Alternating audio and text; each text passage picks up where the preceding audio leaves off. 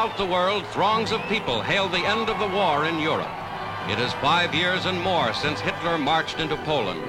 Years full of suffering and death and sacrifice. Now the war against Germany is won. A grateful nation gives thanks for victory. Hundreds of thousands crowd into American churches to give thanks to God.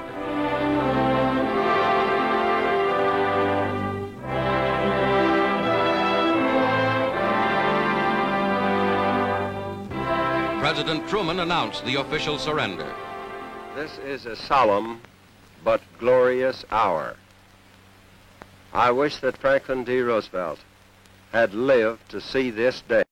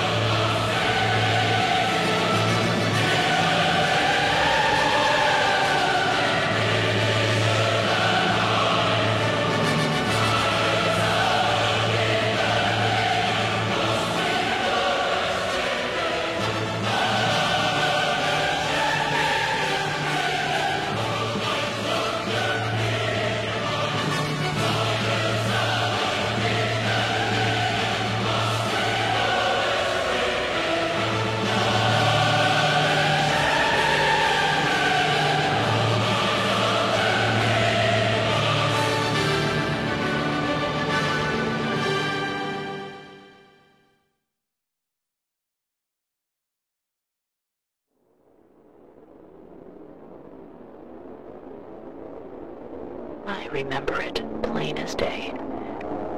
Me and my platoon was on a recon mission to check out this thing, this abomination. It was absolutely gigantic, possibly about the height of 2 Empire State Buildings stacked on one another. We went on planes to look at this thing as close as we can.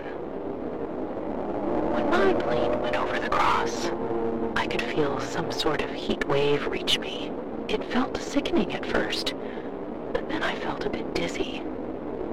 I couldn't stop my eyes from closing and feared I might just crash and die. Then I started feeling normal again, but the other planes were nowhere in sight. I worried that I might have just suddenly lost them on their way back to Altamaha. But then I heard a voice, a soothing one. It sounded like the sweetest tune in the air. He told me things that no human should have known, until now. God is undoing humanity for all of the sins it has caused, and the cross is here to undertake God's bidding. Humanity shall be spared on the other side when we let the cross into our hearts. And then I blacked out. I woke up on Altamaha, and everybody else was with me too.